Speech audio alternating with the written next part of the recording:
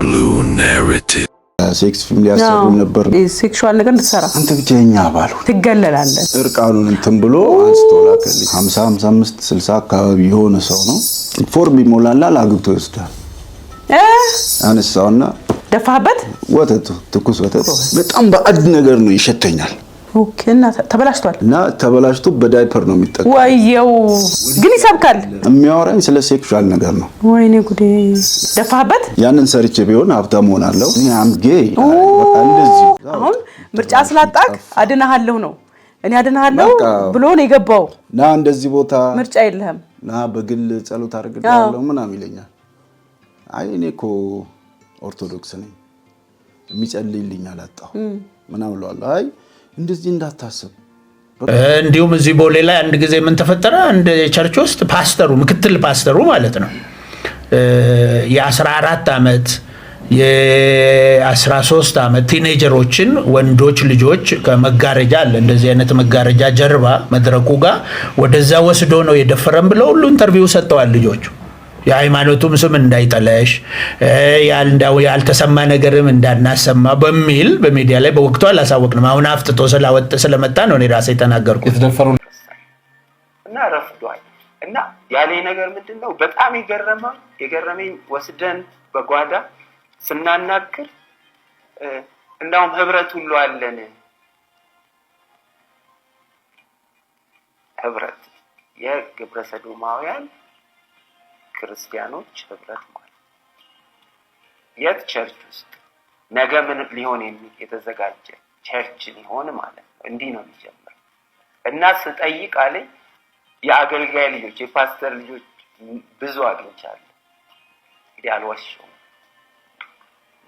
ናችሁ። ይህ መቼም ይሰማል ተብሎ የማይታሰብ ሰማይና ምድርን የሚያናጋ የብዙዎቻችንን የእምነትና የሞራል ልልና የሚንድ እጅግ አሳዛኝና የሚያናድድ አስደንጋጭ የሚያበሳጭ ሚስጥር ነው ዛሬ በአደባባይ የወጣው።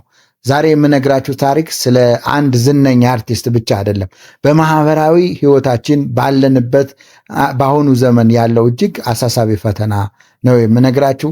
ስለ ብርቅየውና በብዙዎቻችን ዘንድ ተወዳጅ በሆነው አርቲስት አንተነህ ያጋጠመው የመከራ መጋረጃ ምን እንደሚመስል ጥቁር ጥላ ገጥሞት እንደነበረና ያንን ጥላ እንዴት እንዳለፈው በጣም በሚገርም ሁኔታ በዚህ አጋጣሚ ልጁን ሳላደንቅ እንደማላልፍ አስረግጬ ነግራቸዋለሁ።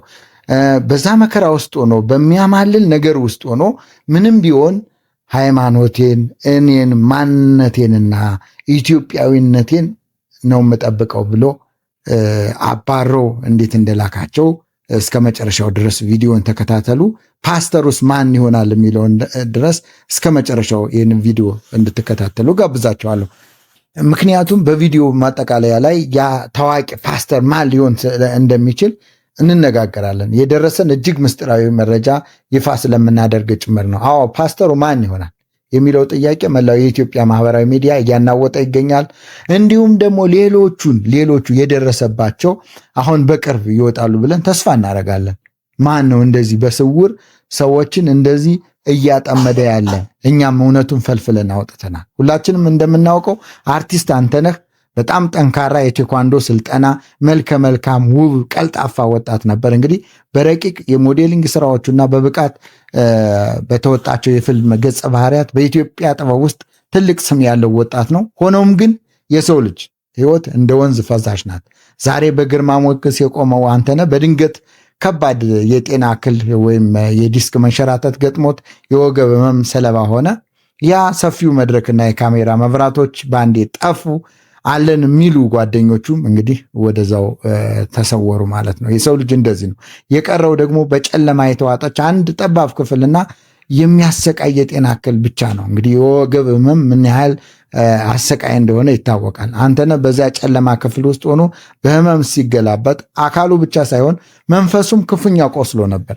ለወራት ከቤት መውጣት አለመቻሉንና ስራውን ማጣቱ ወደ ከባድ የዲፕሬሽን የአእምሮ ህመም ውስጥ ከቶት እንደነበረ ነው የሚናገር። እንዲህ ባለ ሰዓት ውስጥ ነው እንግዲህ በሰው አምሳያ የተፈጠሩ ተኩላዎች የእግዚአብሔርን ስም የሚነሱ የእግዚአብሔርን ስም የሚያነሱ አለን የሚሉ ደካማ ጎኑን አይተው የቀረቡት ነፍስ ያላቸው ሰይጣኖች ወደሱ የመጡት ማለት ነው። መጀመሪያ እንግዲህ የተጠጉት በሃይማኖት ስም የሚነግዱ በብዙ ሺህ የሚቆጠሩ ምዕመናንን የሚመሩ ታዋቂ ፓስተር ነበረው። እንግዲህ እሱ እንደሚለው አንተነህ በሕመሙ ተስፋ ቆርጦ የእግዚአብሔርን እጅ ሲጠባበቅ፣ እነዚህ ፓስተር ግን ይዘውለት የመጡ መጽናኛ ሳይሆን መርዛማ የሆነ በጣም ሁላችንም ለመጥራት እንኳን የሚቀፈን የግብረ ሰዶም ግብዣ ነበር። እጸልይልሃለሁ፣ መንፈሳዊ ድጋፍ አደርግልሃለሁ እያሉ የጀመሩት ንግግር ውሎ አድረው ወደ አስነዋሪ ፍላጎት ተቀየረ። እኔ ወንድ ነው የምወደው አፍቅሬሃለሁ የሚለውን እንግዲህ ስሙት እስኪ ምን ያህል ሊሰቀጥጥ የሚችል የሚለው የፓስተሩ ያ ድምፅ በአንተነህ ጆሮ ውስጥ እንደ መብረቅ ሲያቃጭል አስባችሁታል? በዚያ የታመመ አካሉ ውስጥ ሌላ ሚሳኤል የሚያክል አስደንጋጭ ከመንፈሳዊ ሰው የማይጠበቅ ምን ያህል ድንጋጤ ሊፈጥር እንደሚችል መጽሐፍ ቅዱስ ጨብጠው በመድረክ ላይ ስለ ንጽሕና ስለ ቅድስና የሚሰብኩ እንዲህ ያሉ በቆሻሻ የተለበጡ ሰው የሚመስሉ ሰይጣኖች በምን ያህል ውስጥ ተዘፍቀው ማየት እንግዲህ እየበዛ ነው ማለት ይቻላል። ያን አስደንጋጭ ክስተት አስቡት። እንዴት ልጁ ሊደነግጥ እንደሚችል አስቡት። ነገር ግን ፈተናው በዚህ አላበቃም። ከአሜሪካና ከአውሮፓ የሚደወሉለት ስልኮች በገንዘብ ያበጡ ዲያስፖራዎቹም ያንተነህን ችግር እንደ መልካም አጋጣሚ ተጠቀሙበት። በሚሊዮን የሚቆጠር ብር በባንክ አካውንቱ እንደሚከቱለት፣ የምርጥ መኪና ቁልፍ እንደሚሰጡትና በስሙ የተመዘገበ ቤት፣ መኪና፣ የተለያዩ አማላይ ነገሮችን ቃል ገቡለት። አሜሪካን ሀገር ፎርሙ ተሞልቶ አግብቶ ይወስዳል የሚል እጅግ አሳፋሪ ለመስማት እንኳ የሚዘገንን የወንድነትን ክብር የሚነካ ያንን ወንዳ ወንድ የሆነ ልጅ ገና ታሞ አልጋ ላይ ዋለ ተብሎ እንደዚህ አይነት ሰቅጣጭ ወሬዎችን መናገር 100 ሚሊዮን 200 ሚሊዮን ብር እያሉ በሚያጓጓ የገንዘብ ክምር የአንተነህን ማንነት ለመግዛት የሞከሩ ነበሩ። ነገር ግን አንተነህ እዚህ ጋር በጣም ማደንቀው ከሚሊዮኖች ይልቅ ክብሩን እግዚአብሔርን አስቀደመ። ከቅንጦት ሕይወት ይልቅ ኢትዮጵያዊ ማንነቱን መረጠ።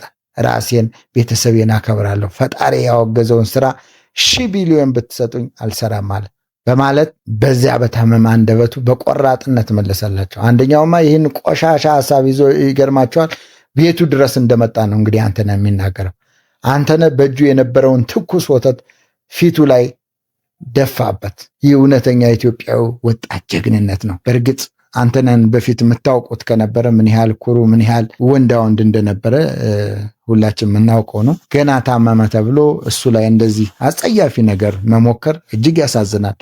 ሁሉም ተሰባሪ ነው። ዛሬ አለው ቢል እንኳ ነገ ሁሉም ተሰባሪ ነው። ይህ ምስጢር በአርቲስት ገነት ንጋቱ ዩቲዩብ ቻናል ላይ ይፋ መውጣቱን ተከትሎ ግን ነገሮች ሌላ መልክ ያዙ። እንግዲህ የኢትዮጵያ ወንጌል አማኞች ያው ፓስተር ስለተባለ ብቻ አብያተ ክርስቲያናት ካውንስል በአርቲስት ገነት ንጋቱና በአንተነህ ላይ በይፋ ክስ መመስረቱን አስታወቀ። እንግዲህ ካውንስሉ እንደሚለው በወንጌል አማኞችና በተቋማት ስም ላይ ጥላሸት ተቀብቷል፣ በማስረጃ ያልተደገፈና የእምነት ተከታዮችን ገጽታ የሚያበላሽ መረጃ ተሰራጭቷል በሚል ጉዳዩን ወደ ሕግ ወስዶታል። ይህ እርምጃ ግን በብዙዎች ዘንድ ጥያቄን ጭሯል። እውነቱ ሲነገር ለምን ይደነገጣል? ወይስ ከጀርባ የተደበቁ ሌሎች ትላልቅ ሰዎች አሉ የሚለው ጥያቄ ነው የኛ የሚያሳስበን። በየቦታው እየተሰሙ ያሉ እንደዚህ አይነት ጉምጉምታዎች አለ። ፓስተሩ ማን ይሆን ለሚለው ጥያቄም ምላሽ ለማግኘት እኛም የደረሰን አንዳንድ ፍንጮች ስንመለከት ግለሰቡ በአሁኑ ሰዓት ከፍተኛ ስጋት ውስጥ እንዳለና ሚስጥሩ ሙሉ በሙሉ እንዳይወጣ ተጽዕኖ ለማድረግ እየሞከረ እንደሆነ ሰምተናል። አሁን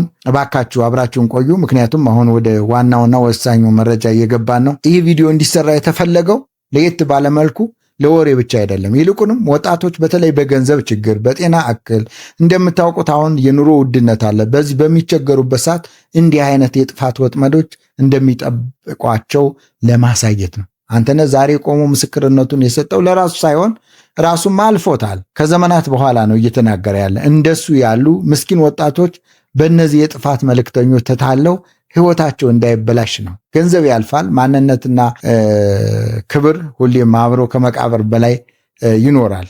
ዛሬ የገንዘብ ችግር ያልፋል፣ ግን ሞራል፣ ሕይወት፣ ማንነት አብሮ ዘላለም እስከ መቃብር ድረስ አብሮ የሚሄድ ነው። እንግዲህ ፓስተሩን በተመለከተ የደረሰ መረጃ እንደሚጠቆም ይህ ሰው በቅርቡ በማህበራዊ ሚዲያ ላይ ዝምታን የመረጠ ነገር ግን በውስጥ መስመር ጉዳዮቹን ለማድበስበስ ከፍተኛ ጥረት እያደረገ ያለ ሰው ነው።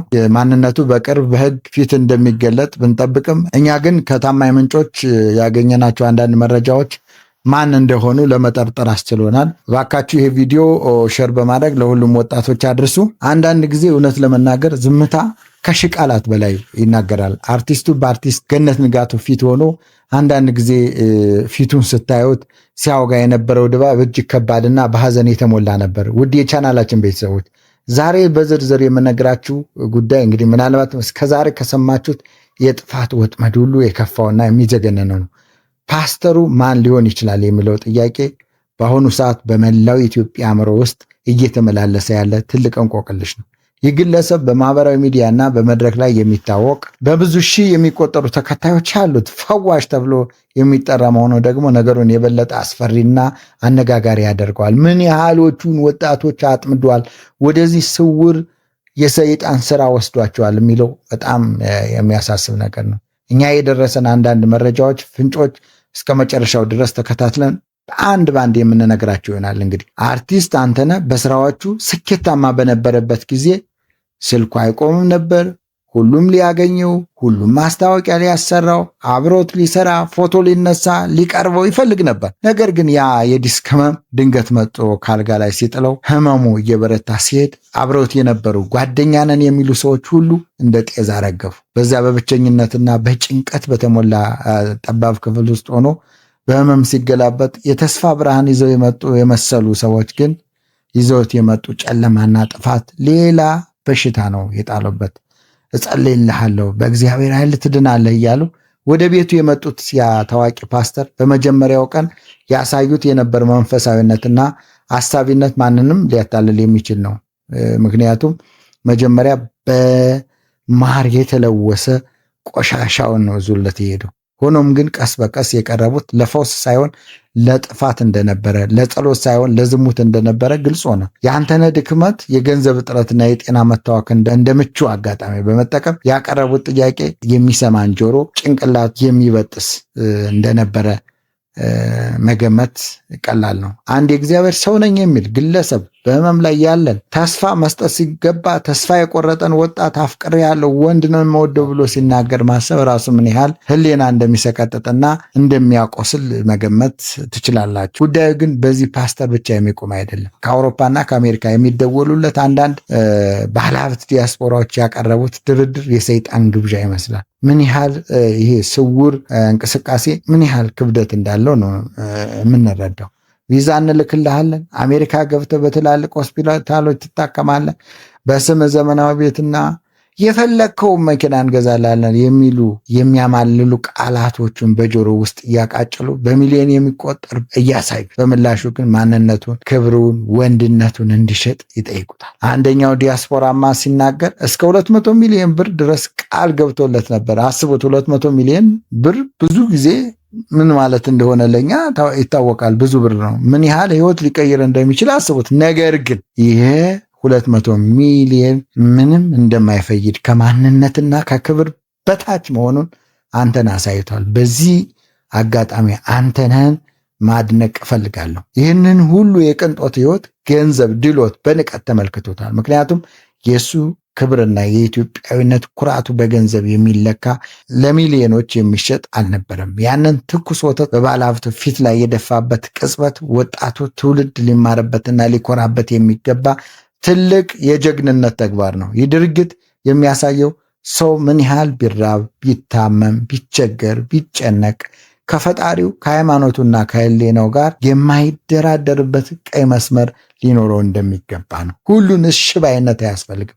ይህ በእንዲህ እንዳለ አርቲስት ገነት ንጋቱ ይህንን ሚስጥር በማውጣቷና ወጣቶቹን ለማስተማር በመጣሯ ምክንያት የገጠማት የክስ ጉዳዩን የበለጠ አወሳስቦታል። እውነት ለመናገር ሁሉም ሰው ከእሷ ጋር ሊቆም ይገባል። ስላረጋገጠች ስላወጣች የኢትዮጵያ ወንጌል አማኞች አብያተ ክርስቲያናት እሷ መረጃ አስደግፋ ብታወጣስ የኢትዮጵያ ወንጌል አማኞች ይህንን ሰው እና የከሰሱትን ካሳ ይክሳሉ? ክሱን የመሰረተው በጅምላ ስም የማጥፋት ተግባር ተፈጽሞ በሚል ነው። ካውንስሉ እንደሚለው በማስረጃ ያልተደገፈ ወሬ ማሰራጨት የቤተ ክርስቲያንና የምዕመናንን ክብር ይነካል ነው አይደለ? ክብር ይነካል ነው። እውነተኛ ማንነት እየተንቀሳቀሰ ያለ በውስጥ ስውር ኃይል አለ ብሎ ማጋለጡን እንደገና መመርመር ማጣራት ይሻላል። ነገር ግን እዚህ ጋር አንድ ትልቅና ወሳኝ ጥያቄ ይነሳ። የአንተነ ምስክርነት ዋጋ የለውም? አንድ ሰው በገዛ ህይወቱ የደረሰበትን በደል ግፍና መከራ መናገሩ እንዴት ስም ማጥፋት ሊሆን ይችላል? በፍጹም። ወይም ከጀርባ የተደበቁ በዚህ በአማኞች ስልጣን መደብ ያሉ ትላልቅ ስማቸውን ተጠቅመው ወይም ደግሞ ወንበራቸውን ተጠቅመው ስማቸው እንዳይነሳ የሚፈልጉ ሌሎች ትላልቅ ሰዎችን ሚስጥሮች ይኖሩ ይሆን ብሎ ያስጠረጥራል። እኛም ይህንን ጉዳይ በቅርበት እየተከታተልን ነው። ፓስተሩ ማን ሊሆን እንደሚችል ከውስጥ አዋቂዎችና በጉዳዩ ዙሪያ ካሉ ሰዎች የደረሱን አንዳንድ መረጃዎች አሉ። ይህ ግለሰብ ከዚህ ቀደም መሰል ጥርጣሬዎች የነበሩበትና በአሁኑ ሰዓት ግን በዝምታ ነገሮችን እያስተዋለ ያለ ሚስጥሩ እንዳይወጣ ተጽዕኖ ለማድረግ እየሞከረ ያለ ሰው መሆኑን ይነገራል። እስከ መጨረሻው አብራችሁን ቆዩ። ምክንያቱም በቪዲዮ ማጠቃለያ ላይ ስለ ግለሰቡ ማንነት ስላለበት ሁኔታ ተጨማሪ ፍንጮች የምንሰጣችሁ ይሆናል። አርቲስት አንተነህ አሁን እንግዲህ ያለበት የጤና ሁኔታና የደህንነት ስጋት አሳሳቢ ደረጃ ላይ ደርሷል። እነዚህ በሚሊዮን የሚቆጠር ብር የሚያንቀሳቀሱ ትልልቅ ኃይል ያላቸው አካላት ሚስጥራቸው ስለወጣ ነውራቸው አደባባይ ስለተሰጣ ዝም ብለው የሚቀመጡ አይደሉም። ልናግዘው ከጎኑ ልንሆን ነው እንጂ እንደገና ፍርድ ቤት አቁመን እሱን በማሳጣት እና በማንገላታት የነሱ ሽፋን ልንሆን አይገባም። ወጣቱ አርቲስት ግን ሊገሉኝ ቢችሉ እንኳ እውነቱን የደረሰብኝን ግፍ ከመናገር ወደ ኋላ አልልም በማለት በቆራጥነት እየተናገረ ይገኛል። ይህ ቪዲዮ ለእያንዳንዳችን ትልቅ መልእክትና ማስጠንቀቂያ አለው። በሃይማኖት ስም የሚነግዱ እንግዲህ አርቲስት አንተነህ ይህንን መረጃ ሲያወጣ አለምንም መረጃ ሊሆን አይችልም። መረጃና ማስረጃ ይኖረዋል። ስለዚህ ይህንን ለወንጌል አማኞች ካውንስል እንደሚያቀርብ ኢቭን እነሱም ደግሞ ያንን መረጃ ተከታትለው በክትትል ጉዳዩን ማጣራት እንዲችሉ ጫና ማድረግ ያስፈልጋል። ይህ ቪዲዮ ለእያንዳንዳችን ትልቅ መልእክትና ማስጠንቀቂያ አለው። በሃይማኖት ስም የሚነግዱ በገንዘብ ኃይል የወጣቶችን ሕይወት የሚቀጥፉ ተኩላዎች መከላከል መቻል ይኖርብናል። ወላጆች ልጆቻቸውን ተከታተሉ። ወጣቶች ደግሞ በገንዘብ ብልጭልጭ፣ በቪዛ በቅንጦት አትታለሉ። አሁን ወደ ዋናው ነጥብ እንመለስ። ያ ፓስተር ማን ሊሆን ይችላል? ስሙን በግልጽ ለመጥራት የህግ ሂደቶች፣ ጥንቃቄዎች፣ ማስረጃዎች ቢኖሩም እንግዲህ አርቲስቱ በጥሞና ለሚመለከተው ይሰጣል ብለን እናስባለን። ይህንን መረጃ እኛም እንደ ብሉ ናሬቲቭስ እያንዳንዱ መረጃዎች የደረሰንን ለእናንተ የምናቀርብ ይሆናል። ይህንን ቪዲዮ ላይክ፣ ሸር፣ ሰብስክራይብ በማድረግ ለሌሎች እንዲደርሱ አድርጉ። ይህ አሳዛኝና አስተማሪ ታሪክ ከሌሎች በማጋራት የወጣቶችን ህይወት እንታደግ። እንግዲህ አርቲስት ገነት ንጋቱ ላይ የቀረበው ክስ መጨረሻው ምን ይሆን? እውነት ያሸንፍ ይሆን ወይስ የስልጣንና የገንዘብ ኃይል? የኢትዮጵያ ህዝብ ለዚህ ጀግና ወጣት ያለውን ድጋፍና ፍቅር በሰፊው እያሳየ ይገኛል። እናንተም ያላችሁን አስተያየት በኮሜንት መስጫው ላይ አስፍሩልን። የፓስተሩ ማንነት በተመለከተ የምታውቁት የደረሰባችሁን ካላችሁ የምትጠረጥሩት ነገር ካለ ጠቁሙን። እኛ የደረሰንን መረጃ ይዘን ተመልሰን እንመጣለን። ተከታተሉን፣ የደረሰንን እንነግራለን። አንተነህ ሆይ ላሳየኸው ጽናት፣ ጀግንነት መላው የኢትዮጵያ ወጣት ሊያመሰግን ይገባል። 200 ሚሊዮን ብር ንቀህ የኢትዮጵያዊነትን ክብር ማስጠበቅህ ዛሬ ለገንዘብ ብለው ማንነታቸውን ለሚሸጡ ወጣቶች ትልቅ ትምህርት ነው። ፈጣሪ ሙሉ ጤና እንዲመልስልህ በቅርብ በስራዎች እንድናይ ምኞታችን ነው። ውድ ተመልካቾቻችን እናንተ በዚህ አነጋጋሪ ጉዳይ ላይ ምን ትላላችሁ? ያ ታዋቂ ፓስተር ማን ሊሆን ይችላል ብላችሁ ትገምታላችሁ? በካውንስሉና በአርቲስት ገነት ንጋቱ መካከል ያለው የህግ ፍልሚያስ በምን ይደመደም ይሆን? ያላችሁን ማንኛውንም አስተያየት፣ ግምት፣ መረጃ ከታች ባለው የኮሜንት መስጫ ላይ አስፍሩልን። እኛም የደረሰንን እያንዳንዱ አዲስ መረጃ እየመረመርንና እያጣራን ወዲያውኑ ይዘንላችሁ የምንመለስ ይሆናል። እውነት ለመናገር የመንግስትም የሃይማኖት አባቶችም የማህበረሰብም እንዲሁም በትምህርት ቤትም ቢሆን ይህንን ጉዳይ በአጽንኦት ልንከታተለው ይገባል። ይህ ቪዲዮ ለብዙዎች ማስጠንቀቂያ እንዲሆን ሼር ማድረጋችሁን አትርሱ። ወጣቶቻችንን ከዚህ አስከፊ ማጥ ለመታደግ ሁላችንም በንቃት መከታተል አለብን። ለቻናላችን አዲስ ለሆናችሁ ደግሞ ሰብስክራይብ በማድረግ የቤተሰብ አባል ሁኑ። ምክንያቱም እኛ እውነቱን እንጂ ወሬውን ብቻ አንነግራችሁም። እስከሚቀጥለው ቪዲዮ ድረስ ቸር ሰንብቱልን። የደረሰንን ሁሉ እንነግራችኋለን። ተከታተሉን። ጋዜጣ ላይ ትወጣለህ። ያኔ መጽሔት ነበረ። መጽሔት ላይ እናወጣለን ሲባል ነው ሰውየውን በመከራ ያሰናበተው። ቆንጆ ስራ መፈለጊያ ሰጥቶት ማለት ነው። እንግዲህ ምንም ማድረግ አልችልም ብሎ እንደሱ አይነት ሁሉ እኮ አለ። ስለሌላ አይደለም። ያን ሾልኮ ገብተው በቤተክርስቲያን ውስጥ የሚደረጉ ነገሮች አሉ በየቦታው ለምስክርነት የሚሉ ጅማ ላይ እኔ አውቃለሁ። አንድ ፈረንጅ አንድ የዛ የተቋሙን መሪ በዛ አይነት ሁኔታ ተገናኝቶት አብረው ነበሩ ምናምን ተብሎ ለሕክምና ራሱ ችግር ውስጥ ገብቶ ሰውየው ለሕክምና ሲታከም ነበረ። እዚሁ አዲስ አበባ ላይ ሲታከም የነበረ ሰው አለ ምናውቀው ትልቅ የሃይማኖት መሪ። ያንን ስም መጥቀስ አያስፈልግም።